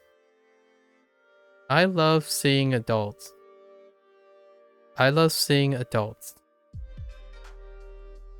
With the capacity to be adults when they need to be. And that goes with yesterday's video. Get her done. Right? Get her done. Make sure you're fed. Make sure your family's fed. Make sure you're making, money and giving the best life to your children, etc. Right? But I also want to see those same adults be kids. Just momentary in kids. That blissful time when you engage in something and it's like magic, right? You're learning. Like there's who cares what you know? Who cares what, you know? Like, I think there's some balance in there where you can be a kid again. And that often is things you want to do, in my opinion. Want to do, right? Your hobbies and whatnot. So those, in my opinion, are the goats. I wish that for everyone. No pressure though. No pressure, because this is asking a lot. It's asking that these adults have the time to do this, right? The resources and the privilege to do these things. So it's kind of my humble wish for everyone to, yeah, you can definitely strap down and become, you know, get moody, you know, put on the stoic face and get the things done. But also be able to be a kid again. Because honestly, hey, if you have a little one, sometimes you have to be this too, right? And that's a great tie-in. Great tie-in on the whole like learning thing. They only ever learn. Like to me, it's pure, but it's also something that, like, that's why we call adults and kids, right? So, and that whole phrase about, oh, to be young again, right? And I actually think learning and being comfortable with not knowing everything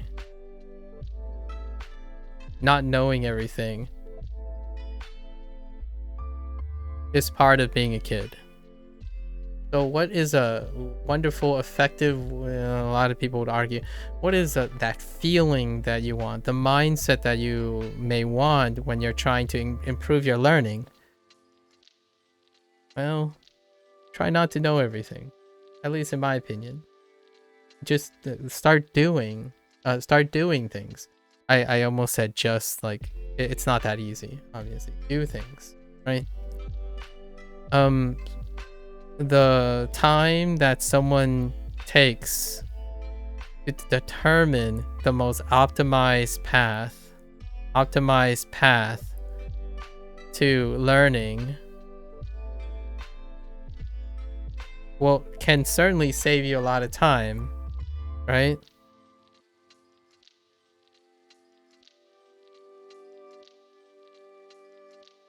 I hope that this time was meaningful and filled with experiences.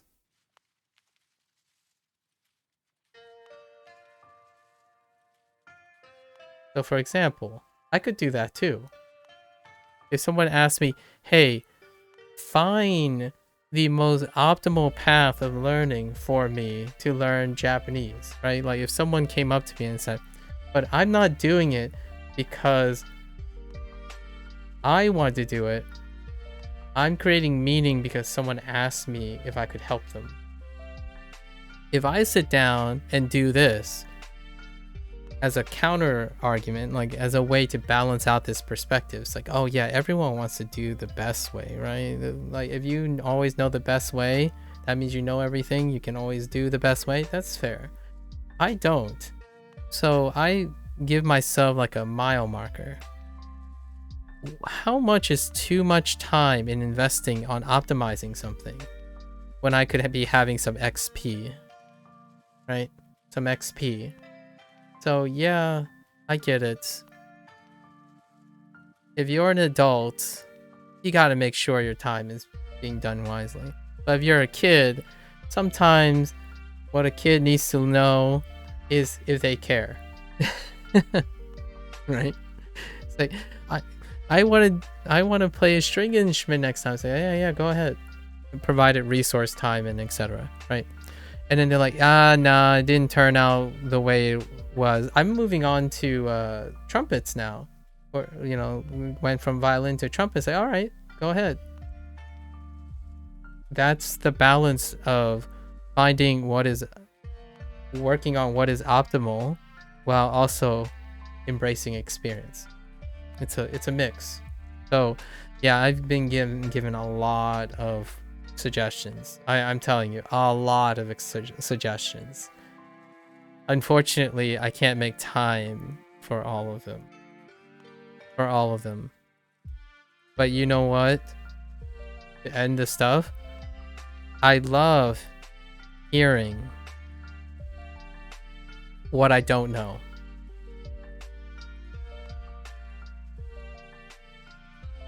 Right? So all those suggestions, I don't know those things. But it's really cool. It's neat. And I will try to make time for them. Right? Try to make time for them. It doesn't stop me from prioritizing gaining XP. So if I can't do all these things, oh well, that's good. That's good that there are things I don't know, right? At the same time, I'm doing things. What are you doing? I guess for whoever that other person is, they believe that 10 minutes of their time telling someone what they did is helpful to that person without knowing anything about that person, right? Now, this isn't the facts though, in my opinion. And what I mean by that is, while they're not helping me, right? The facts are they're not helping me. Because I have to do those things to actually know if it's helpful, right? They're giving me more interest. So like they're offering advice. That's cool to know. They're not literally helping me with my experience yet because I haven't done those things. However, while this is not the facts, right? They're assuming it's helpful. That's not the fact. Until I do it, I don't know if it's helpful. And they won't know if it's helpful. What I like to think is, if I understand their motivations, what are their motivations? Well, they want someone to know that their 10 minutes was heard. So yeah, I acknowledge it's heard. I'll keep it in mind. And maybe one day I can show them like, yeah, you're right. That's pretty cool. Are they going to be around for it? Well, usually these types of people are not going to be around for it. They're not curious whether it was helpful or not. They don't stick around to find out, right? Because they're more concerned about being heard. So that's perfectly fine. So there are some facts to this that I must consider, or interpretations anyways. Interpretations. The fact is, they spent 10 minutes. That's the fact. Or maybe even less. It's probably like 1 minute. Anywhere between 1 and 10 minutes. The facts are they did it. They made a comment. They left the comment there. That's permanent. Right? And then my interpretation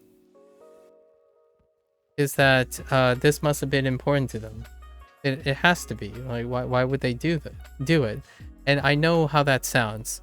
Some people say at the end, it's like, dude, bro, insert joke. I'm not being serious. Like, well, let's take this for a fact. All right. The fact is you gave advice about saving time. Right? Bro. Do this to save a lot of time. You just spent time telling me about saving time. Are you sure that you're not being serious? Because I think, in my opinion, as an outsider, my first remark to you would be, if you're so concerned about saving time, why are you doing this? Obviously your time is valuable, right? I hope your time is valuable. Otherwise, I don't see why you're so focused on saving time if you're just going to use time like this, right? So in my interpretation, I will constantly try to say that if they think it's worth time, then there must be a way to explain that time, right? You're trying to explain, interpret what is literally happening, the data, the facts. So historians do this. And then we're just going to wrap up here. Historians do this. They try to look at the facts and explain it. Right? It's not just historians. Scientists, linguists. They observe things and they try to do their best to explain it and interpret it. Internet experts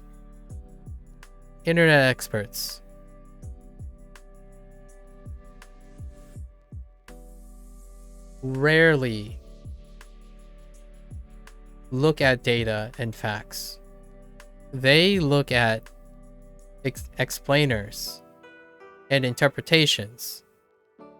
Make an interpretation of that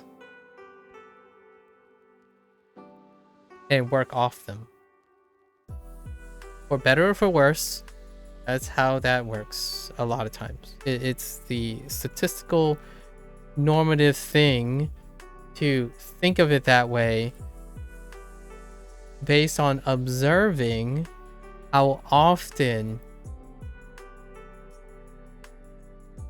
how difficult it is to find where the data or the facts are. Right? Like, oh yeah, lots of people are successful using anime to learn Japanese. Okay, I believe you. That is a generalized statement that is probably true. If you say lots is any number of people greater than one. If you think a lot of people is 3 of your friends, 3 out of 3 of your friends, the statement is true based on your interpretation. Is it a fact? No, it's not. There are more people who learn something from Duolingo than anime. How do I know that is an interpretation, or how I am pushing that is an interpretation? Because not everyone who uses Duolingo watches anime. Right? And there are far more people using Duolingo right now than watching anime for the sake of learning Japanese. At least I think. It's really bold. I know, it's really bold. It's a bold statement. And if I limit it to Japanese, right?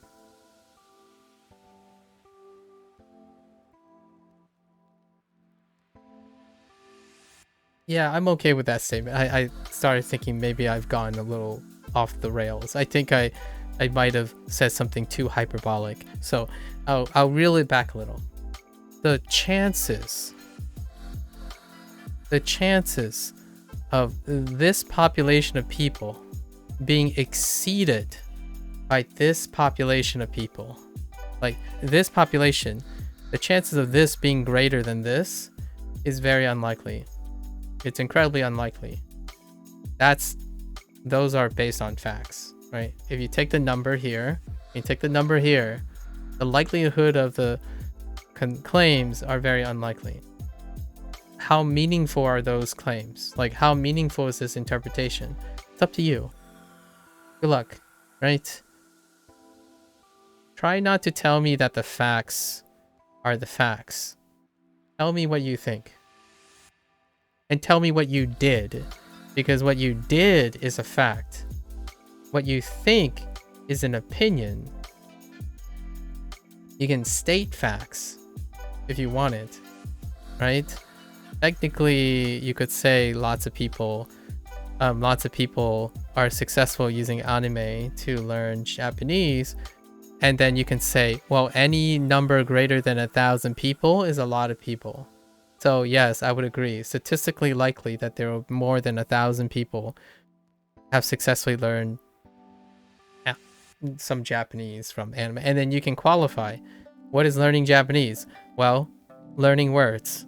All right, well, how many words? Greater than one. Well, yes, I agree with your statement now. Now we're talking about facts. Right, now we're talking about facts. We're not talking about interpretations, like lots of learn, successful, better. You know, for individuals, in my opinion, who are so analytical, they really think they're so analytical, in my opinion. It's crazy how often they use relative words like this without qualifying what they mean. And even then, the funny story here is, the irony here is, I know what they're talking about. At least, like, I get where they're coming from. The problem is, it is not helpful to me because they don't care what I know. They only care what they know. So they're not learning anything from me. I'm learning a lot from them, by the way. So thank you. The reason why I had this story, the reason why I have this digression set up, and then Gabriel triggered it, most of the time is, thank you, commenters. Like, thank you, commenters. Thank you, chatters. I hope you don't feel... my worst fear is I make those people feel insecure. But I actually truly am grateful, right? If I didn't have commenters, if I didn't have Twitch, like live streaming, I wouldn't be or YouTube, I wouldn't be able to interact, or like indirectly interact with a lot of people. Because the only thing that's keeping me humble are other people. I wouldn't spend so much time exploring all these potential rhetorics and questions without all the commenters. So like, I know it can feel a little insecure and apprehensive when someone else comments on your thing, but I truly am thankful. That's how you stay learning, right? It's crazy how much learning Japanese teaches you about so many other things other than Japanese. I keep my mind open. Certainly it's not increasing my Japanese proficiency. I understand that. That's part of the journey, right? So my last take-home message is, like, I want to thank everyone who's willing to invest any amount of time, and I would love to see this being the future, right?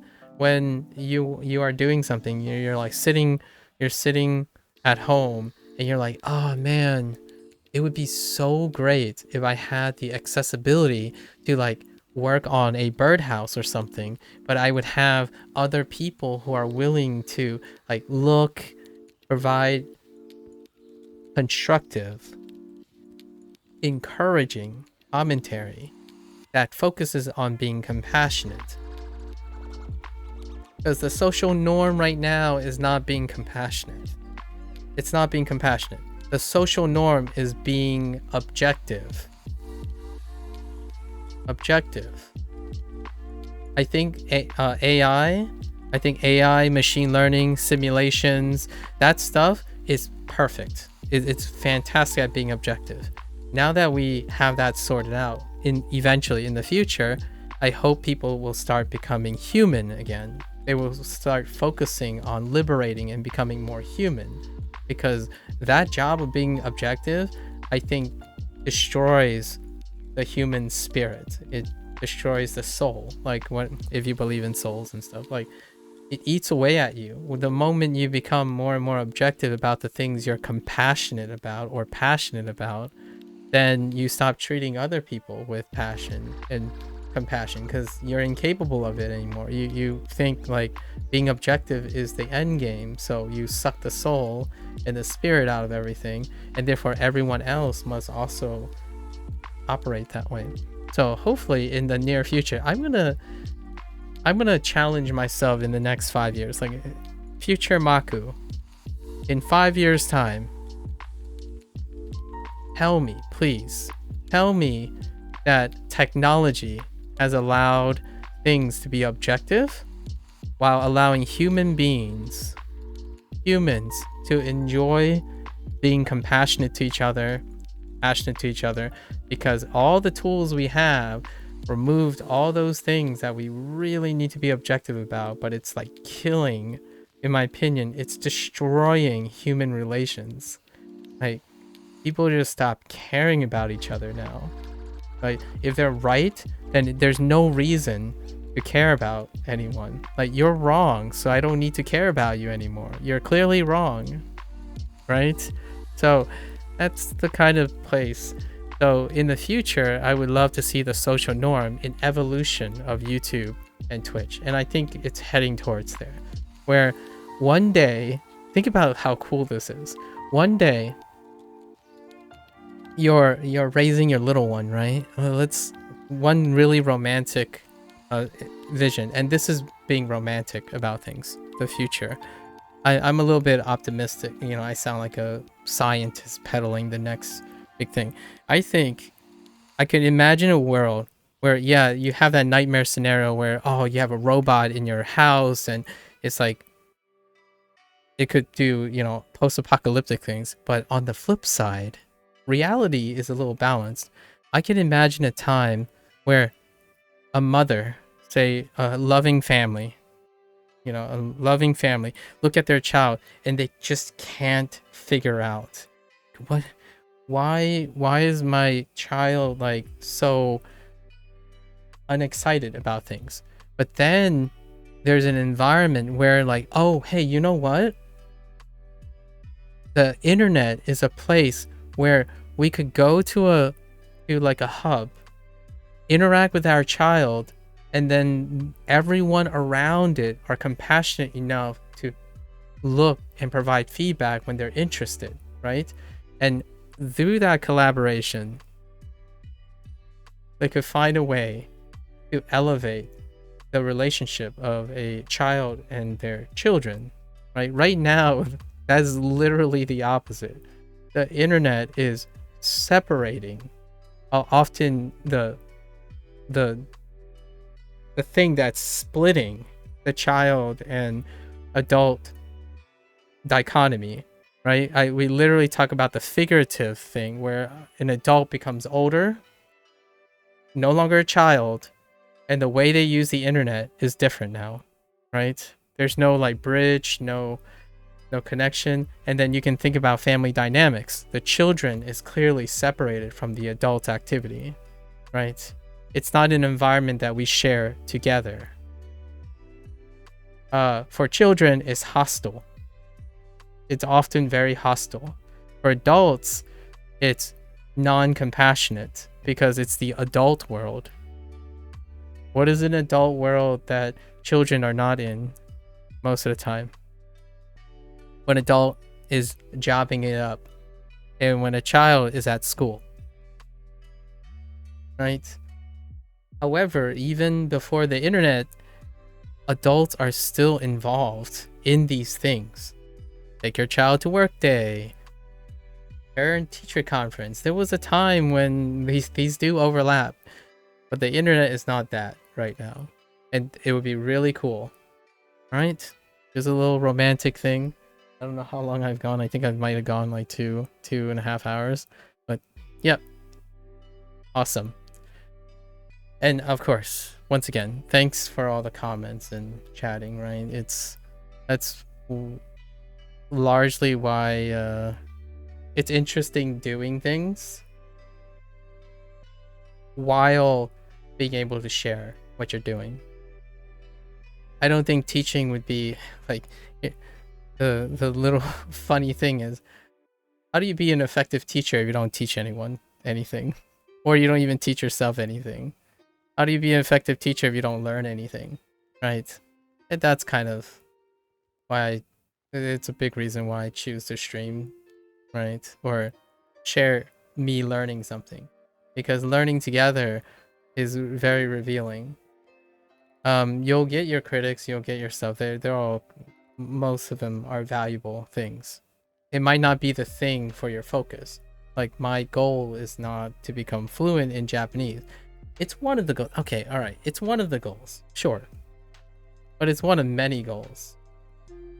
If your advice is for me to optimize my time, then you wouldn't have done it in the first place. So what I mean by that is it's a paradox. Someone who is concerned about optimization of learning Japanese wouldn't do the thing I'm doing right now already. Why would you stream if you're concerned with optimizing learning Japanese? That's a paradox. So ask yourself when you're opening your YouTube stream and say, oh, this person learning Japanese cares about optimizing to learn Japanese, and the first thing they do is stream. Because if you can answer that question, 8 hours of Duolingo would be self-explanatory. In my opinion. You wouldn't get to the point, it's like, dude, 8 hours of Duolingo, what a waste of time. Like, I'm a streamer. Right? You're projecting your goals. All right. Cool. Happy thoughts. All right. Happy thoughts. Thank you, everyone. And as customary, I'm going to take a bathroom break before I refocus. Gotta clear the mind. I'll be right back. Thank you for listening.